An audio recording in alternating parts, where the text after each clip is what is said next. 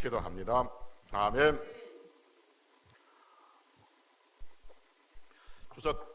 추석은 잘 보내셨죠? 그래요, 저도 잘 보냈습니다. 우리 지난 시간에는 기쁨을 이기지 못하신 하나님이란 제목을 말씀을 드렸습니다. 하나님은 우리 가운데 계셔서 우리로 인해서 기쁨을 이기지 못하고 잠잠히 사랑하시고 즐거이 기뻐하신다고 그랬는데, 그러기 위해서 먼저 선결되어야 할 문제가 있다 말씀드렸습니다. 그게 뭐냐 하면 우리의 죄가 먼저 용서를 받아야 되는 거죠. 죄가 용서받지 않는 상태에서 하나님이 우리 안에 계시면 이게 기쁨이 아니라 우리에게 죽음이 되는 거죠. 그래서 하나님께서 우리를 향해서 정말 기쁨을 이기지 못하는 그 하나님의 기쁨이 되기 위해서는 우리 안에 있는 죄가 먼저 용서되어야 되는데, 그 죄를 용서해 주시기 위해서 예수님께서 십자가에 피 흘려 죽으셨다는 거죠. 그래서 스바냐 3장 17절의 말씀이 그냥 들으면 굉장히 기쁜 말씀 같지만, 들다 보면 그건 예수님께서 자기 아들을 하나님께서 자기 아들 예수님을 십자가에 죽이시겠다라는 그 말씀의 선포다라고 말씀드렸고, 그리고 그 예수 그리스도로 인해서 우리가 죄가 용서되어지고 하나님을 아버지라 부르고 살아가고 있는 우리들은 하나님의 기쁨의 대상이니까 삶에 있어서 이런저런 일 만난다 할지라도 우리가 불평하거나 원망하지 말고 하나님 앞에 감사하며 살아갑시다 라고 말씀을 드렸습니다. 오늘은 바람이 주는 교훈이라는 말씀을 제목으로 말씀드립니다. 제 머릿속에서 그냥 바람 하면 떠오르는 그 식구 한 두 가지가 있는데, 그게 뭐냐면 바람이 분다 살아야겠다 라는 식구절 하나 하고, 나를 키운 것은 파라리 바람이었다, 이런 식구 중에 하나가 있었어요. 그래서 이 시인들이 말하고 있는 바람이 어떤 의미를 가지고 있는지, 무엇을 상징하고 있는지, 무엇을 또 사람들이 교훈하고 있는지는 모르겠습니다. 근데 그 식구 자체가 좋았어요. 바람이 분다 살아야겠다. 그것과 나를 키운 것은 파라리 바람이었다, 이런 식구적이는데, 그래서 바람이 불면 그것이 좋은 날에 바람이 불든지 좋지 않는 날에 바람이 불든지 문득 떠오른 것이 바람이 분다 살아야겠다, 그런 이야기가 있었어요. 그런 식구제였는데, 오늘 설교 제목이 바람이 주는 교훈입니다. 오늘 우리가 읽은 본문은 잘 알고 있는 본문이고, 여러분도 몇 번 설교를 들었을 것이고 저도 몇 번 설교를 했던 그런 기억이 있습니다. 특히 믿음을 강조할 때 이 본문을 차용되고 이 본문이 들어오게 되어지는 거죠. 잘 아는 말씀이지만 다시 한번 이 본문의 말씀을 요약해드리겠습니다. 이 본문은 예수님께서 무리를 걸으셨다는 그 말씀인데, 마태복음, 마가복음, 누가복음, 공간복음에 다 동일하게 세 군데 다 기록되어 있는 거죠. 그래서 마태나 마가나 누가 이 세 분이 우리에게 들려줬던 이야기를, 말씀을 종합해 보면 이렇습니다. 날이 저물어 가는 어느 날 예수님께서 제자들에게 갈릴리 바다, 원래는 호수인데 이제 바다라 부르죠. 갈릴리 호수 건너편에 벳세다라는 그 건너편으로 가게 하십니다. 날이 저무르는데 배를 띄워서 호수 건너편으로 가라 하시고, 예수님은 같이 배 타고 가는 것이 아니라 따로 산에 산기도, 밤에 산기도 하러 가는 거죠. 이게 좀 이상한 게 뭐냐면, 그때 당시에 그 사람들의 생활 방식은 해가 지면 갈릴리 바다에, 갈릴리 호수에 배를 띄우지 않는답니다. 왜 띄우지 않느냐면, 건너편은 고기 잡을 때 가까운 데는 모르지만 건너편에 코스 가로질러서 건너가지 않는다고 그래요. 왜냐 그러면 낮에 뜨거웠던 그 바람이, 그 복사열이 밤에 차가워진 그 바다로, 공기의 기압의 차로 위에서 바람이 세게 부는, 돌풍이 부는 현상들이 가끔 일어난다는 거예요. 그래서 그 호수를 건너 질러서 배를 타고 가지는 않는다는 거죠. 보통 상식은 그렇다는 거죠. 그런데 그날 밤에는 예수님께서 제자들에게 배를 타고 건너편으로 가라라고 해가 지고 있는데 그렇게 말씀하세요. 본문에도 그렇고 마가복음에도 보면 뭐라 하냐면 재촉했어요. 재촉. 빨리 가라는 거죠. 그러니까 제자들이 머뭇머뭇하니까, 해가 지려고 그러는데 어쩌고 머뭇머뭇하니까 빨리 가라 하면서 재촉해서 배를 띄워 보내시고, 예수님은 산에 이제 기도하러 가시는 거죠. 물론 이 재촉했던 말 중에서 해가 지니까 빨리 가라라는 의미도 있겠지만, 본문을 쭉 읽어보면 예수님께서 그렇게 재촉하신 이유가 무엇인가를 주시기 위한, 무엇인가를 가르쳐 주시기 위해서 제자들을 이제 바다 건너편으로, 호수 건너편을 건너가게 하신 것을 보게 되어지는 거죠.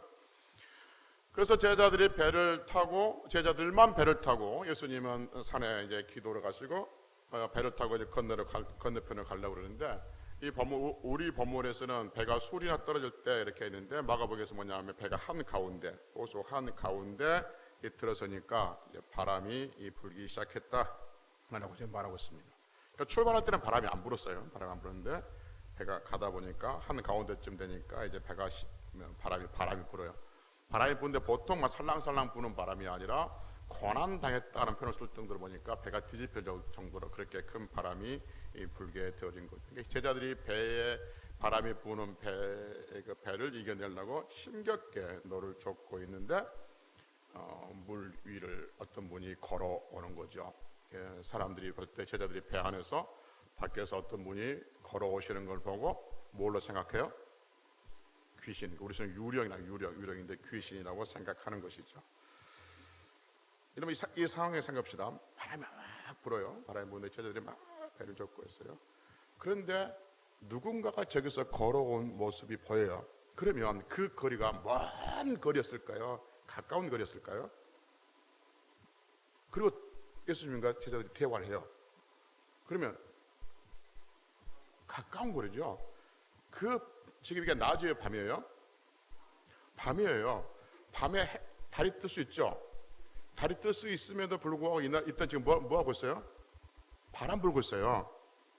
바람 불고 있으니까 아마 어두워질 것이고 그 구름에 달빛이 있다 할지라도 가려졌을 거예요.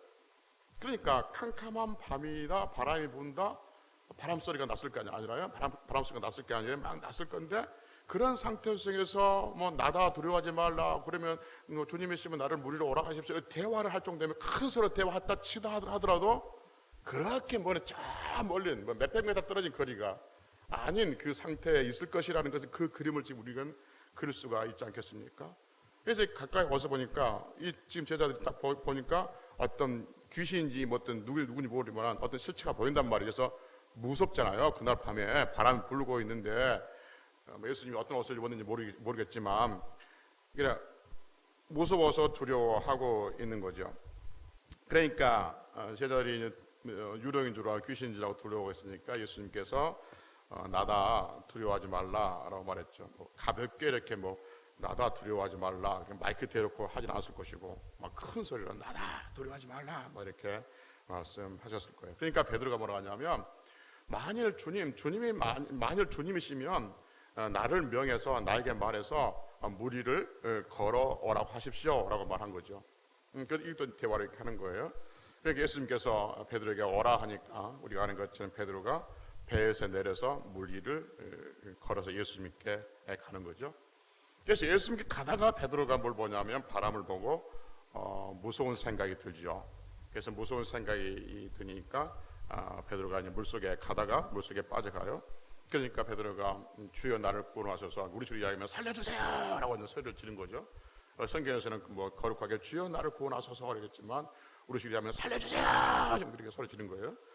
그러니까 예수님께서 즉시 손을 내밀어서 붙잡아 줬다라고 말합니다. 그러니까 베드로가 얼마나 걸었을까? 몇백 미터 걸었지 않을 거예요. 몇 발짝을 걸었을 거예요. 지금 왜 이 거리 설정을 하고 있냐면, 베드로가 몇백 미터가 가다가 빠져간 게 아니라 한두 발 뛰었을 거예요. 한두 발 뛰다가 지금 그 상태예요. 그러니까 예수님과 먼 거리가 아니었을 거란 말이죠. 그래서 베드로가 한참 가다가 포기한 거 아니라 몇 발짝 뛰다가 보니까 바람을 보고 무서워서 빠져가고 즉시 이제 건져내셨던 그런 말씀이죠. 이제 그러면서 베드로에게 예수님께서 손을 내면서 잡으시면서 하는 말씀이 뭐냐면, 믿음이 작은 자에 왜 의심했느냐 이렇게 말하죠. 그리고 이제 베드로를 데리고 배에 올라와요.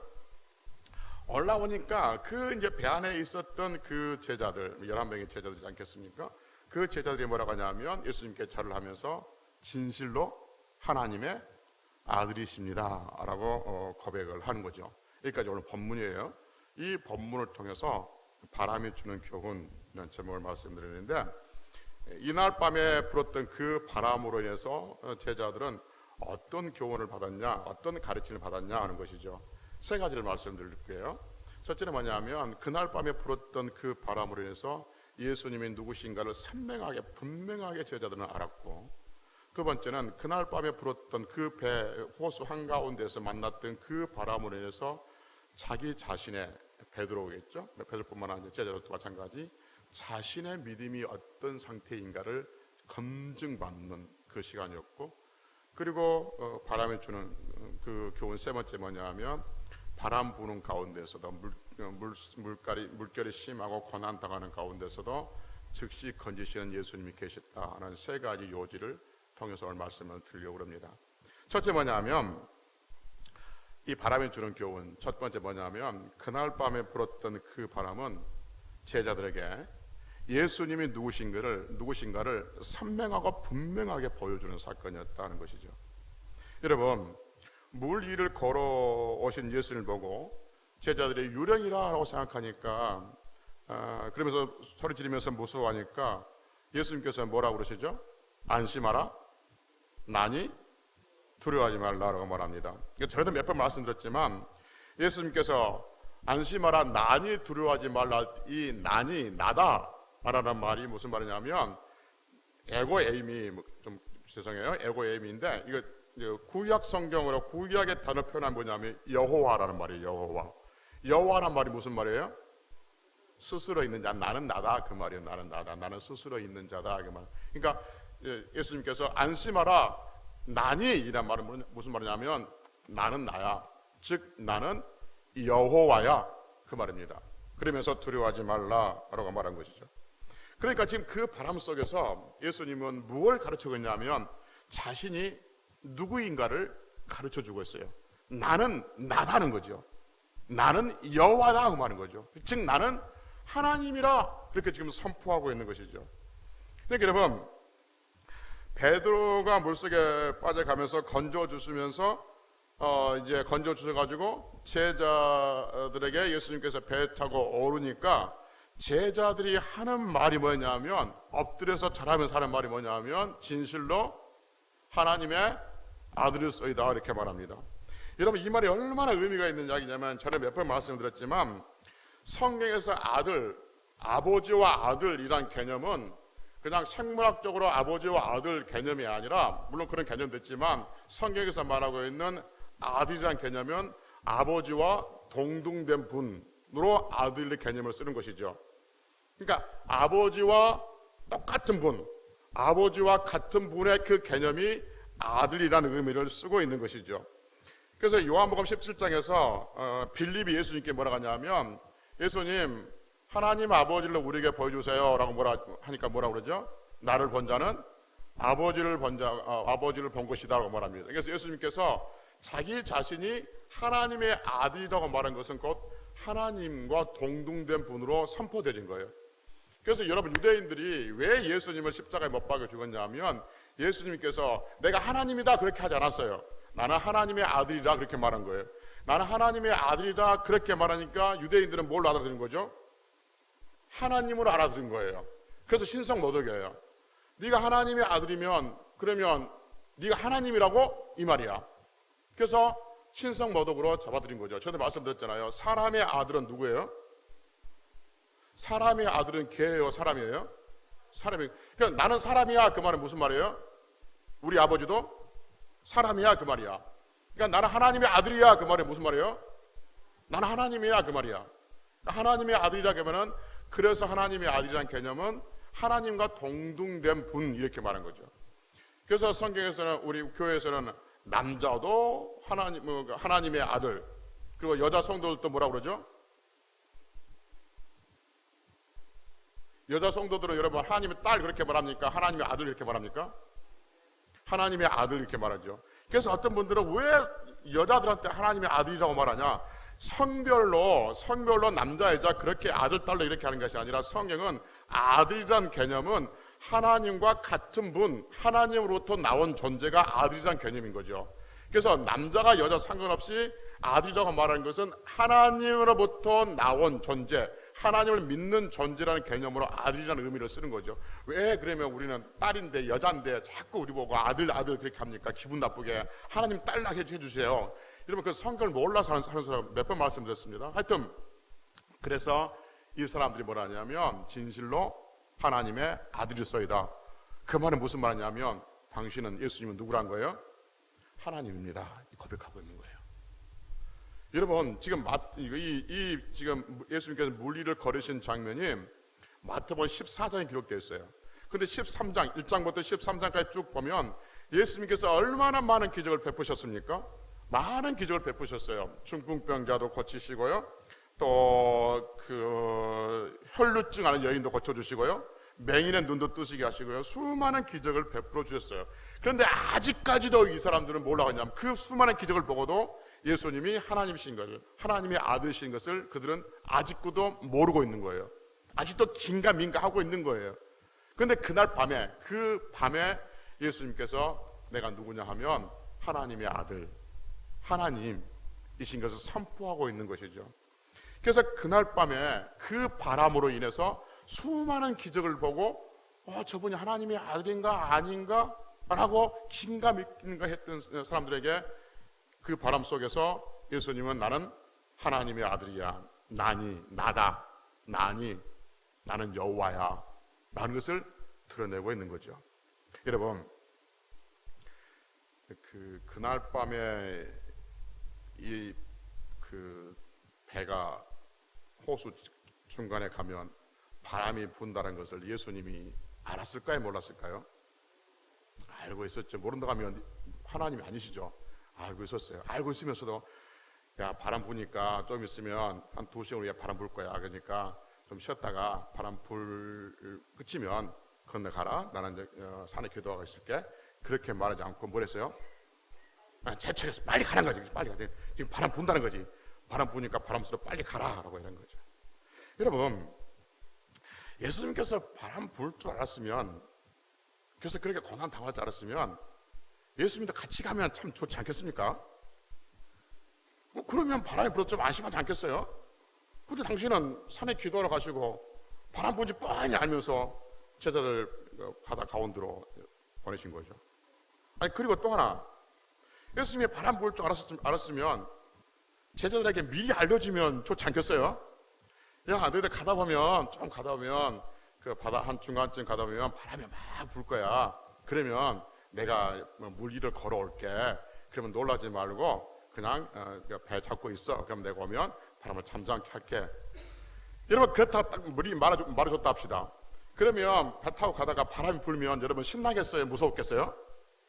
신나죠. 지금 예수님이 어떻게 물 위를 걸어오신다고? 와 기대하고 있는데 진짜 걸어오셔.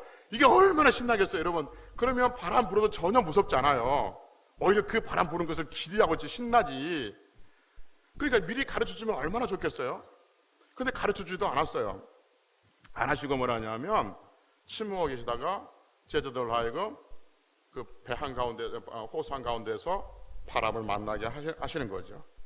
다 알고 계시면서도 같이 가주지도 않고 알려주지도 않으신 이유가 뭐냐면 그 바람 속에서 예수님이 누구신가를 선명하게 드러내시기 위함이라는 것이죠. 여러분 우리의 일생에서 태어나서 죽을 때까지 우리 일생의 모든 과정을 예수님께서 다 알고 계실까요? 모를까요? 귀신도 안다고 그러잖아요. 그러니까 우리가 좀 보고 그러잖아요. 어떻게 할 것인가. 예수님은 다 알고 계십니다. 다 알고 계시니까 미리미리 좀 제거해 주면 좋지 않겠습니까? 그리고 얘야 새벽기도 하면 얘야 오늘은 이런 일이 있을 거야. 오늘은 그 차가 이렇게 다닐 거야. 너 그렇게 가려고 그러지 오늘. 근데 차가 위험하니까 1시간 후에 출발해. 너 오늘 추석에 시골 가려고 그러지. 몇 시에 갈 건데 새벽에 갈 건데 가지 마. 그때 가면 엄청 막혀. 그러니까 한 2시간 푹 자고 있다가 그때 가. 그러면 좀 안 밀리고 갈 거야. 아니 가르쳐 주면 우리 추석에 다 피해 가잖아요. 얼마나 편하고 좋아요. 근데 그렇게 하지 않아요.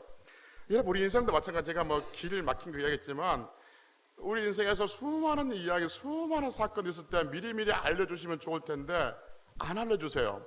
그렇다고 해서 예수님이 모르고 계시냐? 알고 계세요. 알고 계심에도 불구하고 안 알려주셔서 답답할 때가 있죠.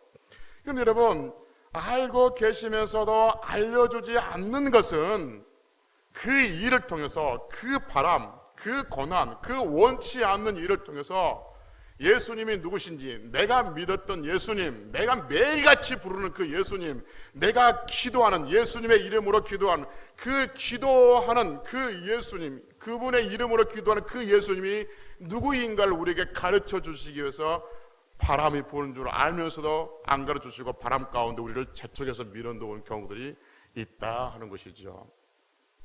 그래서 여러분, 지금 무슨 말이냐면 성도들이 원치 않는 바람을 만났을 때, 원치 않는 일을 만났을 때, 원치 않는 사건을 만났을 때, 원하지 않는 사람들을 만났을 때, 그때 그 고난을 통해서 예수님이 누구신가를 정확히 알아가는 그 훈련들이 우리에게 있어야 될 줄로 믿습니다.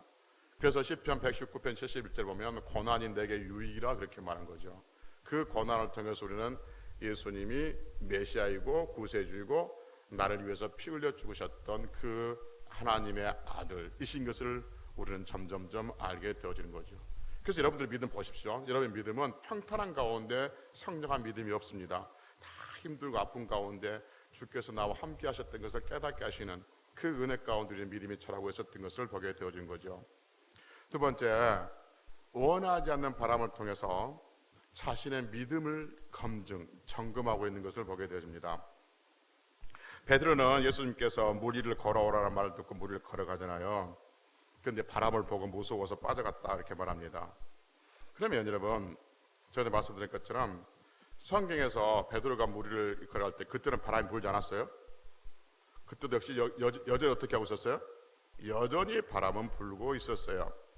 여전히 그러니까 예수님께서 물 위를 걸어오라 할 때 바람이 잔잔해지고 그 다음에 또 물 위를 걸어가니까 바람이 부는 그것이 아니라 계속해서 바람은 불고 있었고 계속해서 배는 출렁거리고 있었고 계속해서 파도를 치고 있었던 거예요.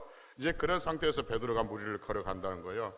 그런데 바람이 부는 걸 뻔히 알면서 배에서 내려서 걸어갔는데 바람을 보고 무서웠다? 이게 무슨 이야기냐면 둘 중에 하나죠. 바람이 더 세게 불었든지. 그러니까 바람이 베드로가 배에서 내릴 때는 바람이 5 정도 불었는데 물 위를 한두 발 걷고 나니까 바람이 10 정도로 세게 불었든지 그래서 무서워서 빠져갔든지, 아니면 바람이 불고 있는데 베드로가 내릴 때는 물 위를 한 발 뛸 때는 믿음으로 시작했는데 두 발 뛸 때 보니까 현실이 보이는 거야. 그러니까 예수님만 볼 때는 안 보였는데 바람 소리도 안 들리고 바람도 안 보이는데 한 발 뛰고 보니까 예수님도 보이고 바람도 보여. 두 발 뛰니까 예수님은 안 보이고 바람만 보여. 이러니까 무서우니까 물속에 빠져들었던, 둘 중 하나겠죠. 바람이 더 세게 불었든지 아니면 예수님이 안 보이고 바람만 보였든지, 하여튼 어떻든 간에 그래서 그 바람 보고 물속에서 빠져가고 있는 것을 보게 됩니다. 여러분, 이 순서를 보시겠습니까? 바람을 봤어요. 베드로가 바람을 봤어요. 그러니까 어떤 생각이 든 거죠? 무서운 생각이 들어요. 그 무서운 생각은 무엇을 위축시키냐면 믿음을 위축시켜요. 그래서 베드로가 물에 빠져가니까 예수님께서 건지시면서 뭐라고 그랬죠? 믿음이 작은 자. 그러니까 바람을 보니까 무서운 생각이 들어요. 무서운 생각이 드니까 믿음이 위축이 돼요. 믿음이 위축이 되니까 믿음이 떨어지고 믿음이 약해지니까 뭐가 침투해 들어오죠? 의심. 내가 지금 뭐 하고 있지? 의심이 드는 거죠. 보십시오. 바람, 무서움, 위축, 의심, 이런 단계가 거쳐가고 있는 거예요. 그래서 여러분, 베드로가 이제 물속에 빠져 들어가는 것은 베드로가 믿음이 없었다는 것을 검증되어진 거죠. 그렇죠? 왜냐하면 성경은 베드로는 자기 스스로가 바람을 보고 무서워서 빠져갔다고 그러는데 성경은 그렇게 우리에게 베드로가 바람을 보고 무서워 빠져갔다 그렇게 말해주고 있잖아요. 왜 빠져갔다고 그러죠?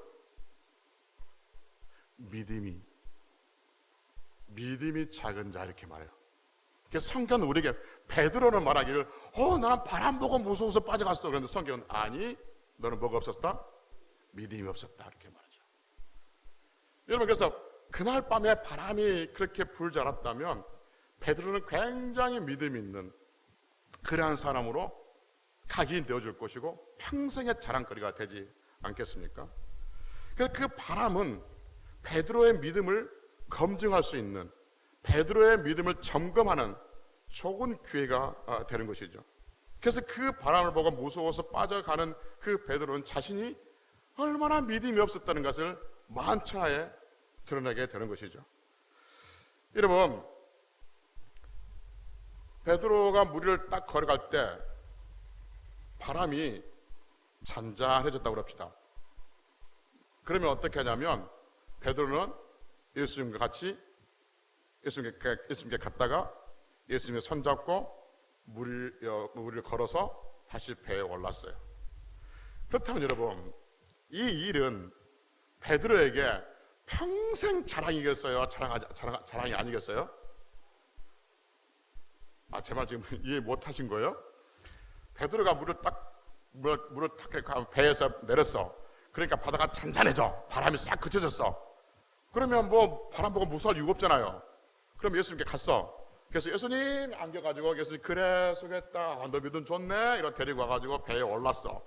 그러면 평생 이 사실은 베드로가 물에 빠지지 않고 다 예수님께 갔다가 걸어왔던 이 사실은 베드로에게 평생 자랑이겠어요? 자랑이 아니겠어요?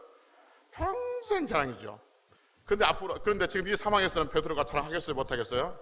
나 물을 갔다가 빠져갔다? 그 자랑 못하는 거죠. 믿음으로 시작했지만 물에 빠져갔어요. 자랑 평생 못해요. 왜요? 자기 자신 믿음이 없다고 예수님께 책망 들었거든 이게. 그러니까 이 바람은 베드로로 하여금 믿음이 얼마나 있는가, 또는 믿음이 얼마나 큰가, 또 얼마나 믿음의 큰 담력의 소유자인가를 검증하는, 확인하는, 점검하는 좋은 계기가 되는 것이죠. 여러분, 우리 인생에 바람이 없고, 우리 인생에 풍파가 없고, 우리 인생에 고난이 없고, 우리 인생에 누구한테 말 못할, 정말 입에 드러내지 못한, 입에 밖으로 내지 못할, 그런 말 못할 고민들이 없었다면 우리의 믿음은 점검되지 못합니다. 검증받지 못해요. 그럼 중요한 건 뭐냐면 우리의 믿음이 검증되지 못하면, 검증받지 않으면 하나님을 속이려고 그래요. 그리고 사람들을 속여요. 굉장히 자신이 믿음이 있는 것처럼 스스로가 생각해요. 이게 베드로는 이 사건을 통해서 자기 스스로가 믿음이 있다고 말하지는 못해요. 왜냐하면 믿음이 적은 자야 라고 판명했거든. 무리를 걸어가는 것이, 베드로가 무리를 걸어가는 것이 굉장히 믿음이 있는 것처럼 보였지만 예수님이 뭐냐면 믿음이 작은 자 이렇게 판명했거든요. 그러니까 그 일은 결국 베드로의 믿음을 점검하게 되는 거죠. 그래서 여러분, 우리가 원치 않는 어떤 바람, 원치 않는 고난, 원치 않는 사건, 원치 않는 사람을 만나면 그건 하나님께서 우리의 믿음을 검증하고 있는 시간들이에요. 그건 우리의 믿음을 점검하고 있는 시간이라는 것이죠. 그래서 하나님께서 우리에게 원치 않는 바람을 주시고 빨리 그 바람 속으로 들어가라고 재촉하신 이유가 뭐냐면 그 바람 속에서 너의 믿음이 어디인가를 점검하기 하시기 위한 하나님의 또 다른 계획이라 하게 말하는 거죠. 그래서 여러분, 우리 인생에서 원하지 않는 바람을 불거든 하나님께서, 예수님께서 누구신가를 보여주기 위함이구나. 지금 이 바람, 이 고난, 이 원치 않는 이 일을 통해서 하나님은 지금 내 믿음을 점검하고 계시구나 라는 것을 우리는 분명하게 인식해야 한다는 거죠. 그래야만이 바람이 부는 그날에 우리는 흔들리지 아니하고, 바람이 부는 그날에 우리는 주변의 사람들 피곤하지 않게 하고, 바람이 부는 그날에 우리는 불평과 원망 없이 자기 자신의 믿음을 더 돈독하게 하는 그런 훈련들을 스스로 해가게 되어지는 거죠. 그런데 그렇게 바람이 부는 날 하나님께서 내 지금 믿음을 점검하고 있는 시간이구나, 지금 나를 시험할, 오늘 내가 이번에 이 일을 통해서 내 믿음이 지금 시험 당하고 있구나, 믿음을 점검하고 있구나, 그것을 내가 인식하지 못하면 그 바람으로 인해서 생겨나는 모든 찌꺼기들을 다 가지고 와서 주변에 뿌리고 다니면서 힘들게 하고 피곤하게 하는 것이죠. 스스로가 약해지는 그런 모습들을 보여주게 된다는 거죠. 그래서 바람이 부는 날, 원하지 않는 고난을 당하는 날, 내 믿음이 지금 점검되고 있구나, 검증하고 있구나, 하나님께서 내 믿음을 검증하고 계시구나라고 굳건히 믿으시고 예수 그리스도만 바라보며 승리할 수 있는 성도들이 되셔야 될 줄로 믿습니다. 세 번째는요, 우리 인생에 바람이 부는 그 시간에 바람이 주는 교훈은 뭐냐면, 그 바람 속에서 즉시 손을 내밀어서 잡아주신 예수님이 계신다는 것을 믿게 하시기 위함인 것이죠. 여러분, 성경은 중요한 정보를 하나 우리가 알려주는데, 예수님에게 베드로가 무리를 걷다가 빠져가잖아요. 그러니까 베드로가 살려주세요 라고 하니까 예수님께서 즉시 손을 내밀어서 잡으시죠. 그 다음에 뭐라고 하냐면, 뭐라고 하죠? 믿음이 적은 자야 왜 의심했느냐 라고 말하죠. 이 순서를 한번 보십시오. 순서 살려주세요 라고 하니까 예수님께서 주여 나를 구원하소서 살려주소서 하시니까 예수님께서 회개하라, 믿음이 적은 자, 회개. 네가 회개하면 내가 살려줄게, 빨리 회개하라. 그렇게 했습니까? 일단 건져내셨습니까? 건져내시고 우리 주 야가만 회개하라는 거죠. 믿음이 적은 자야 왜 의심했느냐는 거죠. 그러니까 지금 무슨 말이냐면, 베드로 갑시다. 예수님 손에 베드로가 잡혀져 있다면 그건 뭐냐면, 회개하라, 믿음이 적은 자야 왜 의심하느냐라고 책망을 듣고 있는 거죠. 그러니까 믿음이 적은 자야 왜 의심하느냐라고 책망을 들었다면 지금 이 상태 어떤 상태예요? 예수님께 잡혀 있는 상태예요, 여러분. 믿음이 적은 자야 왜 의심하였느냐라고 책망을 들었다는 것은 지금 예수님께서 잡고 계신 거예요. 이게 순서예요. 믿음이 적은 자야 왜 의심하느냐, 회개해라. 그렇게 회개하니까 건져주신 것이 아니라 딱 잡아놓고 회개하라, 믿음이 적은 자야 라고 말한 거죠. 그래서 우리에게 믿음이 작은 자야 왜 의심했느냐, 우리 쉽게 이야기하면 회개해라 라는 말을 들었다면 우리 이미 누구 손에 들려져 있는 거예요? 예수님 손에 들려져 있는 거예요. 중요합니다, 여러분. 여러분 말씀을 듣고, 여러분 어떨 때는 말씀을 들을 때 그 말씀에, 설교자의 말에 그냥 분노가 생길 때가 있어요, 없어요? 기분 나쁘게 좀 순화시킵니다. 여러분 설교자의 말을, 설교를 듣고 듣는 중에 또 듣다가 보면 듣고 난 다음에 기분이 상할 때가 있어요, 없어요? 자주는 아니지만 가끔 있어요. 없으면 안 돼요, 여러분. 여러분 없으면 죽은 거예요. 설교자가 설교를 했는데 전혀 기분이 기분이 나쁘지 않다? 매일 기분 좋다? 이건 문제 있는 거예요, 여러분. 이건 마약 준 거예요, 마약. 마약은 매일 좋아요. 주사 주면요. 주사 주면 아파요, 안 아파요? 아니, 마약 주사 말고 병 낫기 위해서 주사 주면 아파요. 맞을 때도 아프고 맞고 난 다음에도 아프고. 근데 마약은 줄 때마다 기분 좋아요. 여러분 설교 들을 때마다 기분 좋다. 그 설교가 마약이에요, 여러분. 좋은 게 절대 아니에요.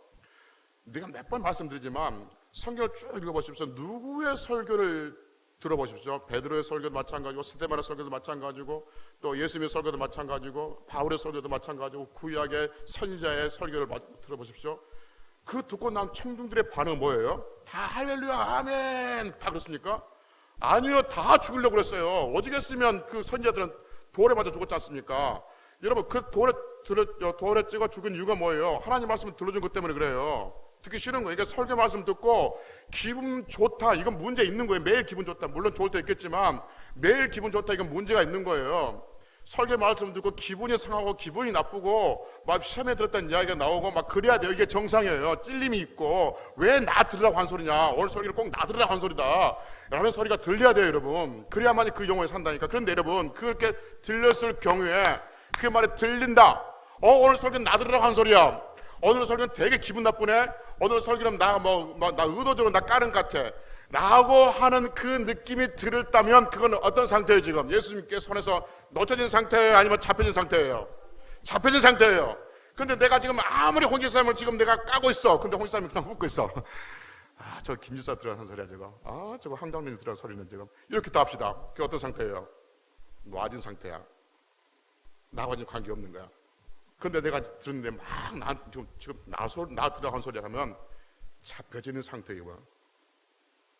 그래서 여러분 우리가 하나님의 말씀을 들을 때 그것이 좋은 반응이든지 어떤 좋지 않은 반응이든지 어떤 감정들이 어떤 생각들이 어떤 행동들이 밖으로 나타나고 있다는 것은, 예를 들면 여러분 사랑하십시오, 나보다 더 못한 자를 돌봐주십시오, 섬기십시오, 나보다 더 잘한 자를 섬기는 것은 그 누구나 할 수 있습니다. 그러나 나보다 더 못한 자, 내게 갚아줄 수 없는 자를 내가 섬기는 것은 성도만 할 수 있습니다. 그런 이러면 섬길 때 나보다 못한 자를 섬기십시오라는 말을 들었을 때 아 그렇구나 라고 누군가에 가서 사과 한쪽 내밀고 있는 것, 반응을 보이는 것, 그리고 내가 무슨 말씀 들었는데 기분이 나빠, 감정의 반응을 보이는 것, 무슨 말을 했는데 또 그 말에 은혜가 되는 것, 무슨 말씀 들었는데 아 그렇구나 라고 깨닫게 된다든지 생각했던 것, 그건 이미 손에 잡혀진 상태입니다.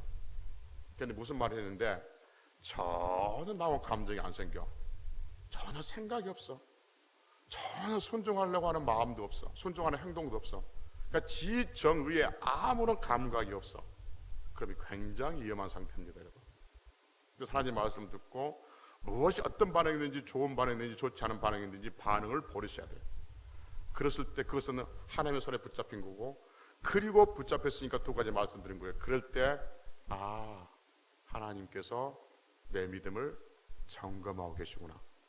지금 그 말씀 듣는데 굉장히 내가 기분이 나쁘네, 좀 낚아라고 하는 소리네, 놔두라고 하는 소리네, 그렇게 생각되거든.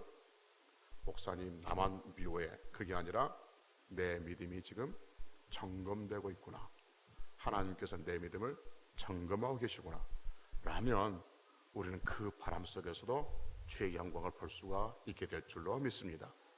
근데 바람이 불 때 자신의 믿음이 점검되어지고 또 바람이 불므로 인해서 원하지 않는 그 바람 속에서 주님이 나를 즉시 건져 주신다는 그 믿음이 없으면 그 바람 속에서 자기 자신의 힘듦을 보고 주변 사람들, 가정에서는 가정의 식구들 힘들게 하고, 교회는 교회 식구들 또 신경 쓰게 만들고, 전화 걸게 만들고, 하게 만들고, 하게 만들고, 피곤하게 만들고. 이게 뭐냐 하면 예수님께서 즉시 건져 주신다는 그 믿음이 없기 때문에 그래요. 이런 바람이 불 때 있다니까요. 성도를 통해서 바람이 불게 할 수도 있고, 물질을 통해서 바람이 불 수도 있고, 목사를 통해서도 바람이 불 수도 있고. 여러분 성경에 보면 예수님 때문에 시험 들어요, 안 들어요? 세례 요한의 제자는 예수님 때문에 시험 들었어요.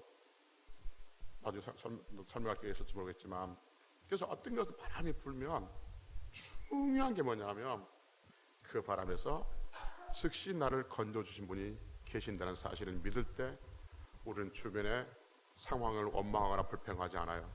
그리고 우리는 승리해낼 수가 있다 하는 것이죠. 그래서 우리 인생에 바람이 불어야만이 하나님께서 우리와 함께 하신 것을 깨닫게 해주고, 바람이 불어야만이 우리 곁에서 즉시 손을 내밀어서 잡아주신 예수님이 계신다는 것을 수많은 체험을 통해서 우리의 믿음이 자라가게 되어 있다 하는 것이죠. 그래서 인생에 바람이 불 때, 실패할 때, 아플 때, 낙오될 때, 또 실수할 때, 곤란할 때, 원하지 않는 사건을 만났을 때, 그때를 두려워하지 말고 이 속에서도 예수님이 즉시 나를 건져 주신 것을 믿고 살아가야 우리 성도들이 하나님 앞에 더 담대한 믿음으로 승리하게 될 줄로 믿습니다. 여러분, 어떤 사람은 큰 바람만 무서워하고 작은 바람은 무서워하지 않을 수 있어요. 예를 들면 어떤 사람은 감기는 안 무서워해. 그런데 불치병, 예를 들면 암은 무서워하는 사람이 있어요. 중요한 게 뭐냐면 감기에도 불치병에도 우리 하나님은 거기에 함께 계신 줄로 믿습니다. 저는 이제 병으로 말했지만 여러분들 생각에는 여러 가지 사건들 다 포함시켜야 돼요. 감기에도 하나님이 계시고, 코로나에도 하나님이 계시고, 불치병에도 하나님이 계시고. 그런 예를 어떤 사람은 나는 감기는 안 무서워해. 그러니까 나는 감기는 괜찮아. 그러나 불치병은 무서워해.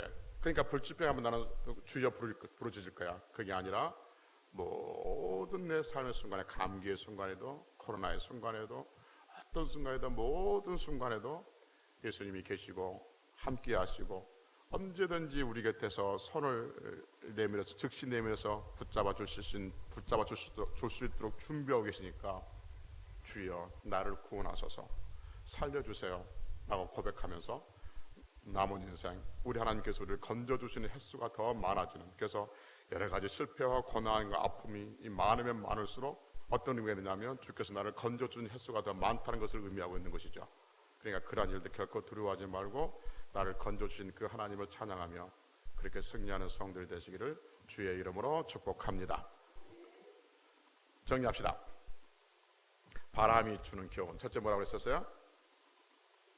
예수님이 누구신가를 선명하게 보여주는 것. 두 번째는요, 자신의 믿음을 검증하는 시간. 세 번째는 즉시 건져주시는 예수님이 계신다는 것을 보여주는 사건들이에요. 그러니 인생의 바람이 불 때, 인생이 실패하거나 실수하거나 인생의 아픈 경험이 있을 때, 낮은 곳에 있을 때, 원하지 않는 바람을 만났을 때 두려워하지 말고 하나님을 앙망하면서 승리하는 성도들이 되시기를 주의 이름으로 축복합니다. 기도하시겠습니다. 전능하신